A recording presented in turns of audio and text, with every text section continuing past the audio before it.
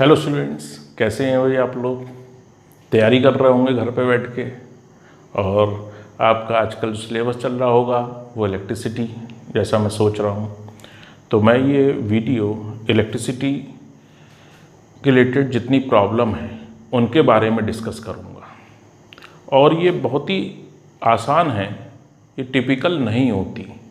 आप ये मानकर चलिए ये टिपिकल नहीं है, बस हमें उनके पॉइंट्स नहीं मालूम होते। तो कोई भी यूनिट जब हम सॉल्व करना चाहते हैं तो उनके बारे में हमें मेन पॉइंट्स मालूम होने चाहिए।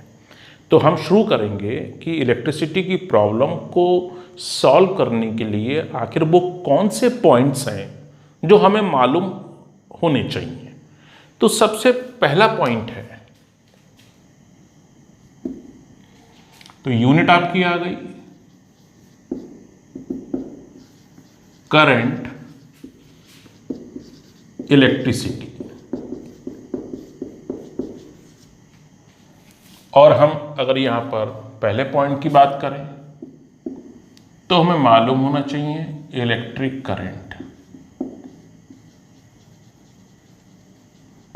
Electric current I is equal to आप Q अपॉन टी या आप dQ अपॉन dt से निकाल सकते हैं, और यूनिट एम्पियर होगी। करंट के डायरेक्शन के बारे में हमें याद रखना चाहिए कि करंट का डायरेक्शन, अगर मान लिए नेगेटिव चार्ज कैरियर मूव कर रहे हैं तो उनके अपोजिट डायरेक्शन में होगी। अगर पॉजिटिव चार्ज कैरियर मूव कर रहे हैं तो उनके डायरेक्शन, जो उनके मोशन का डायरेक्शन होगा, करंट का डायरेक्शन आप वही लेंगे। और अगर आप सेल की बात कर रहे हैं तो पॉजिटिव से आउट होगी और नेगेटिव में इन होगी। अगर आप पोटेंशियल की बात कर रहे हैं तो हाइयर पोटेंशियल से लोअर की तरफ होगी। तो आपको I is equal to Q upon t या dQ अपॉन dt याद रखना है। दूसरी बात करें हम तो आपको ध्यान रखना है करंट डेंसिटी के बारे में। यूनिट एरिया से फिल होने वाली करंट डेंसिटी कहलाएगी। अगर मान लिए ये करंट I है, ये एरिया A है, वेक्टर एरिया, इसकी वैल्यू कितनी होगी, ये A। थीटा एंगल बना रहा है तो J इज इक्वल टू होगा I upon A cos theta. और थीटा क्या है, वेक्टर एरिया करंट के साथ कितना एंगल बना रहा है। फिलहाल थीटा को मैं भी और तरीके से बताता हूं। I इज इक्वल टू कितना होगा, J A कॉस थीटा। यहां J एक वेक्टर क्वांटिटी है, वेक्टर एरिया एक वेक्टर क्वांटिटी है, तो आप इसे लिख सकते हो I is equal to J dot A। बोले सर इसका मतलब क्या है। इसका मतलब यह है कि करंट डेंसिटी का डायरेक्शन वही होता है जो करंट का है। यह दिखाया नहीं है, मैं दिखा रहा हूं। लेकिन करंट डेंसिटी एक वेक्टर क्वांटिटी है और करंट एक स्केलर क्वांटिटी है, क्योंकि ये वेक्टर एडिशन लॉ को ओबे नहीं करती है। तो एक पॉइंट यहां निकल के आया कि आप करंट को फाइंड कर सकते हो अगर आप current density dot product vector area कर दो। वेक्टर एरिया बच्चों क्या होता है, अगर ऐसा एरिया जिसकी मैग्नीट्यूड के साथ साथ डायरेक्शन भी हो। डायरेक्शन किधर होता है, उसके प्लेन के परपेंडिकुलर। देखो ये प्लेन बनाया मैंने, उसका वैल्यू कितनी है, A है, लेकिन ये मैंने क्या बनाया, वेक्टर एरिया। J के साथ कितना एंगल बना रहा है, theta. J is equal to कितना हो गया, I upon A cos theta हो गया। इस तरीके से आप इसको दिमाग में रख सकते हो। अभी मैं इन्हें प्रॉब्लम में भी यूज करूंगा। यूज कैसे होगी, देखो, use as a question. Current density is given by J is equal to 2I plus 3K, 2I plus 3J minus K। Unit है इसकी एम्पियर अपॉन मीटर स्क्वायर। और वेक्टर एरिया है 2i plus j plus 3k। इसकी unit कितनी है? Metre square. देखो दोनों ही आपको वेक्टर फॉर्म में दिए रखे हैं। पूछ रहा है करंट की वैल्यू निकालिए। ये एक नंबर में क्वेश्चन हुआ। तो करंट कैसे निकाल सकते हैं आप? I is equal to J dot A. अगर आपको 11 का याद हो तो इनमें डॉट प्रोडक्ट हो सकता है आसानी से। क्या करते हैं? कोफिशिएंट के को मल्टीप्लाई कर देते हैं। आप मल्टीप्लाई कर दिए 2 2 4 3 बन जा 3 और ये -3 तो कितना आया आपका? 4 एम्पियर। एक नंबर का क्वेश्चन ये बोर्ड में आ चुका है कि आपको करंट डेंसिटी दी हुई है, आपको करंट दी हुई है और आप इस तरीके से इसको फाइंड कर सकते हैं। ठीक हो गई बात। अब मैं आपको एक और फार्मूला बताता हूं। अगर मान लिए कोई कंडक्टर है और ये इसका क्रॉस सेक्शन एरिया है, ये करंट I है, ये एरिया है, तो J is equal to I upon A cos 0 degree. देखिएगा आप ध्यान से, अगर प्लेन ऑफ द एरिया ध्यान दिया जाए, plane of the area is normal, तो ये हुआ वेक्टर ए। वेक्टर ए कितना एंगल बनाएगा? 0 डिग्री बनाएगा। तो ये थीटा है, तो यहां पर थीटा कितना हुआ? अगर ये प्लेन करंट के नॉर्मल है तो ये थीटा कितना हुआ आपका? 0 डिग्री। थीटा कितना हो गया? 0 डिग्री। कब? प्लेन इज परपेंडिकुलर किसके? अब आप आई वैसे तो स्केलर है, या आप लिख लिए या जे वेक्टर है इसलिए ज्यादा बेटर है। जे और आई एक ही डायरेक्शन में होते हैं। फर्क क्या है? जे एक वेक्टर क्वांटिटी है और आई एक स्केलर है। तो आप क्या लिख सकते हो? J is equal to I upon A. Generally जब हम मेटल वायर में कोई करंट फ्लो हो रही होगी तो हम J is equal to I upon A लिख लेंगे। अब बढ़ते हैं हम प्रॉब्लम 2 पर। देखिएगा प्रॉब्लम 2 क्या है। प्रॉब्लम 2 की बात करें तो मान लिए एक क्यू चार्ज पार्टिकल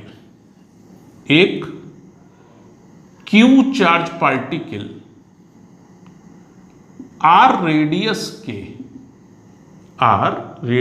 के सर्कुलर पाथ में v वेलोसिटी से मूव कर रहा है। यूनिफॉर्म सर्कुलर मोशन में है, यानी इसका वेलोसिटी का मैग्नीट्यूड क्या है? सेम है। तो इस मोशन के कारण करंट की वैल्यू आपको कैलकुलेट करनी है। तो क्या क्वेश्चन बना? क्वेश्चन ये बना, if a charge particle Q is moving on a circular path of radius r with uniform speed v, calculate the current. अब करंट का फार्मूला क्या होता है? Q upon T। अगर हम ये टाइम इसका एक चक्कर ही लें, केवल एक टर्न, तो ये क्या कहलाएगा आपका? Time period. टाइम पीरियड आप कैसे निकालोगे? एक चक्कर का समय सरकमफ्रेंस अपॉन स्पीड कर दीजिए, एक चक्कर का समय आ जाएगा। सरकमफ्रेंस अपॉन स्पीड, तो एक चक्कर लगाने का समय आ जाएगा। कितना आ गया? QV upon 2πr। अब आप देखिए कि फार्मूला भी आ गया और क्वेश्चन का सॉल्यूशन भी आ गया। क्या आ गया? अगर कोई charge particle Q v speed से या v वेलोसिटी, मगर v क्या है? मैग्नीट्यूड है उसका, r रेडियस के सर्कुलर पाथ पर मोशन कर रहा है, तो उस मोशन के कारण जो करंट जनरेट होगी उसकी वैल्यू कितनी होगी? QV upon 2πr। ये क्वेश्चन भी रहा और ये फार्मूला भी रहा। तो आप दोनों को मिक्स करते हुए चलिए, मैं आपको पॉइंट्स भी बताऊंगा और साथ ही साथ उस पर जो भी बेस करेगा प्रॉब्लम वो भी बताऊंगा आपको। तो आपको दिक्कत बिल्कुल भी नहीं होगी। लेकिन इस वीडियो को आप पूरा देखिएगा। अब आपने इसको देखा लेकिन नोट नहीं किया आपने, आप कॉपी रखिए, नोट करिए, आपको बहुत ज़्यादा फायदा होने वाला है। तो आपको फायदा चाहिए तो इस वीडियो को पूरा देखिए और इनको नोट करिए। ये छोटी छोटी सी बातें और छोटे छोटे से ये प्रॉब्लम्स एक बड़ी प्रॉब्लम का सॉल्यूशन बहुत ही सिंपल कर देते हैं। लेकिन इतनी जानकारी हमें होनी चाहिए जब हम बोर्ड एग्जामिनेशन में या किसी कंपटीशन में बैठते हैं तो हर प्रॉब्लम, हर फार्मूले पर हमें एक प्रॉब्लम ऐसे ही पता होना चाहिए। कभी कभी प्रॉब्लम का रिजल्ट भी एक फार्मूले की तरह काम करता है। कैसे, वो देखिए। इसका आई के अब फार्मूले Q/T हो सकता है। एक चक्कर की बात करें सर्कुलर मोशन में Q/T हो सकता है। T 1/FV होता है तो QFV हो सकता है। T 2πr/V होता है तो QV/2πr भी हो सकता है। इससे कितने रिजल्ट निकले आए? I = Q/t भी ले सकते हो। कहीं सर्कुलेशन का चक्कर फंस जाए तो T की जगह टाइम पीरियड ले लिए, Q/T भी हो सकता है। टाइम पीरियड 1/फ्रीक्वेंसी के बराबर होता है। कभी फ्रीक्वेंसी दे दे तो आप एकदम लगा लोगे Q/F, हो गया सवाल। या एक रेडियस के चक्कर लगा रहा है v स्पीड से, फार्मूला क्या होता है? QV/2πr। तो देखिए कि आपने प्रॉब्लम और उस फार्मूले के साथ बैलेंस किया। ये रही आपकी प्रॉब्लम और वो रहा आपका रिलेशन, जितने भी बन सकते थे यहां पर।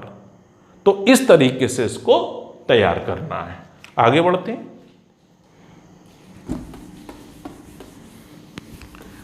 अब हम बात करते हैं आपसे ड्रिफ्ट वेलोसिटी की।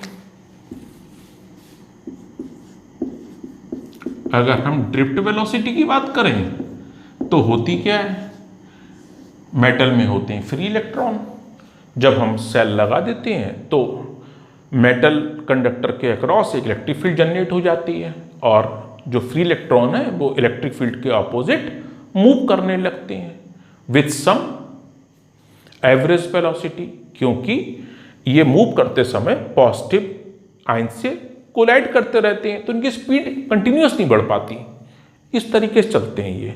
तो इस एवरेज वेलोसिटी को हम ड्रिफ्ट वेलोसिटी कहते हैं और इसका डायरेक्शन इलेक्ट्रिक फील्ड के ऑपोजिट होता है।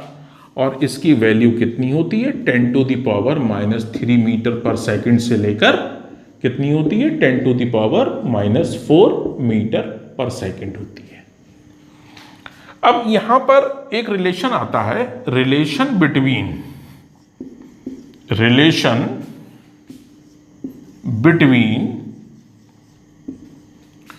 Drift velocity and current.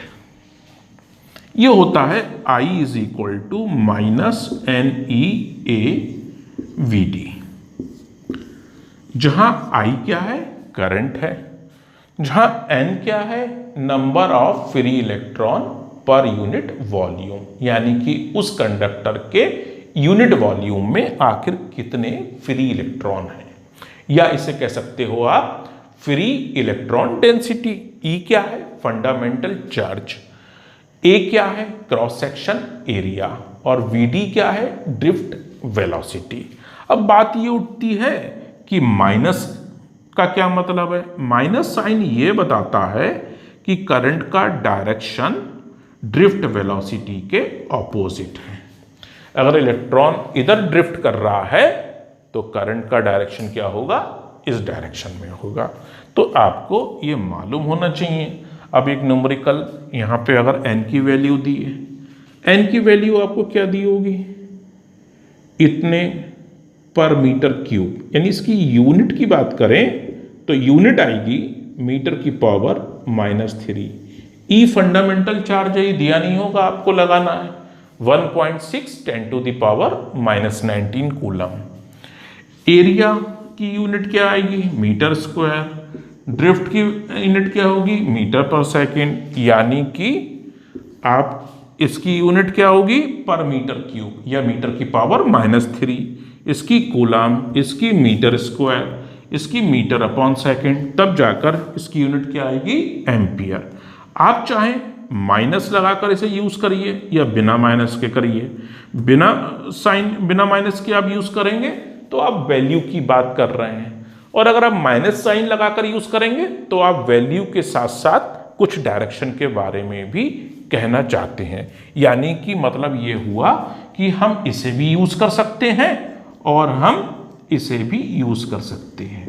ये क्वेश्चन की डिमांड पे आता है कि हम इस तरीके का यूज करें या इस तरीके का। कभी आर्गुमेंट डायरेक्शन के बारे में हो तो हम ये यूज कर लेंगे, अगर वैल्यू के बारे में है तो हम डायरेक्ट यूज करेंगे I = NEA VD। तो VD है ड्रिफ्ट वेलोसिटी। अब इसमें अगला पॉइंट क्या आता है? Relation between current density and drift velocity.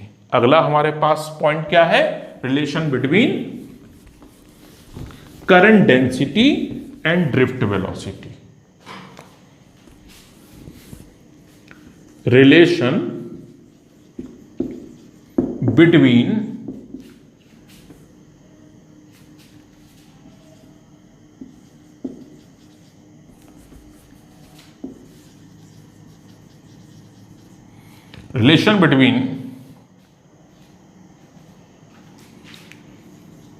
J and VD। Relation between J and VD। तो J = I/A होता है। अगर हम केवल मैग्नीट्यूड में लिखना चाहें तो I/A होता है, तो कितना आएगा? -NEVD आएगा। कितना आएगा? NEVD। J = -NEVD। अगर यही चीज हम वेक्टर फॉर्म में लिखना चाहें तो -NEVD वेक्टर आएगा। नेगेटिव साइन हमें क्या बता रहा है? कि करंट डेंसिटी का डायरेक्शन ड्रिफ्ट वेलोसिटी के ऑपोजिट है। तो आप ये भी यूज कर सकते हैं, लेकिन ये यूज कब करेंगे? जब आपकी डिमांड केवल वैल्यू की यानी मैग्नीट्यूड की हो और n की वैल्यू दे रखी हो, E की वैल्यू दे रखी हो और VD की वैल्यू दे रखी हो, तब आप J की निकाल सकते हैं। n की यूनिट फिर रिकॉल कर लिए, n की यूनिट पर मीटर क्यूब या मीटर की पावर -3, E की कूलम, VD की मीटर पर सेकेंड, तो इसकी कितनी आएगी? Ampere upon metre square. तो इस तरीके से आप इस फार्मूले को भी तैयार कर सकते हैं। तो उम्मीद करता हूं कि आज जो भी प्रॉब्लम कराई गई और जो भी फार्मूला आपको बताया गया वो आपको समझ में आया होगा। लेकिन जब तक आपकी तरफ से इसका रिवीजन नहीं होगा या आप इसे दिमाग में रखने की कोशिश या याद करने की कोशिश नहीं करोगे, तब तक कोई समस्या हल नहीं होगी। आप मानकर चलिए, मैं आपको लिख रहा हूं, अगर कोई मिस्टेक हो गई हो तो भाई इग्नोर कर दिएगा, या शब्दों में कोई मेरे मिस्टेक हो गई हो तो उसे आप इग्नोर कर दिएगा, क्योंकि यहाँ पर कोई रीटेक है नहीं। जैसा वीडियो मैंने बनाया और आपको दिखा दिया, तो अगर कोई हो गई हो तो आप कमेंट में लिख सकते हैं कि भाई सर इस हेडिंग को फिर से समझा दीजिए या इस पॉइंट को आप फिर से बता दिए, तो डेफिनेटली मैं उसे नेक्स्ट वीडियो में ऐड कर दूंगा। आप निश्चिंत रहिए। लेकिन आपको ये वीडियो कैसा लगा इसे कमेंट में ज़रूर लिखिए कि सर अच्छा लगा या ख़राब लगा, जो भी आप लिखें, क्योंकि ये वीडियो मेरे लिए नहीं है, ये वीडियो लेक्चर आप ही के लिए हैं। तो डेफिनेटली आपको आगे जाना है। आपको अगर कोई भी परेशानी आ रही है तो डेफिनेटली कमेंट में एक लाइन ज़रूर लिखिए, मैं डेफिनेटली उसे नेक्स्ट वीडियो में ऐड करूँगा। और अभी तक अगर आपने सब्सक्राइब नहीं किया है तो प्लीज़ सब्सक्राइब दिस चैनल। ये मेरी हमेशा रिक्वेस्ट रहेगी, हर लेक्चर में रिक्वेस्ट रहती है भाई आपको सब्सक्राइब करना चाहिए। और जो भी आपके नोटिफिकेशन वगैरह जो भी अगर यहाँ वीडियो अपलोड करूँगा तो आपके पास तुरंत उसकी मैसेज भी मिलेगा। तो आपसे उम्मीद करता हूँ कि आप इसे अपनी कॉपी में नोट कर लेंगे और मैं नेक्स्ट लेक्चर में इसके आगे बढ़ूँगा, जहाँ भी जो भी फार्मूला है और जो भी उसके साथ प्रॉब्लम अटैच हो रही है वो वहीं कराई जाएगी। फिर हम देखेंगे कि कई सारे फार्मूले मिलाकर कौन सी प्रॉब्लम सॉल्व किया सकती है, उस सेक्शन को भी हम क्लियर करेंगे। तो फिलहाल आपके सामने इतनी हेडिंग सभी कंप्लीट कर चुका हूँ। इसे आप पूरा करिए, रिवाइज करिए, आगे बढ़िए और मैं विश करता हूँ कि आपका फ्यूचर एक सक्सेसफुल रहे और आप बहुत आगे बढ़ें।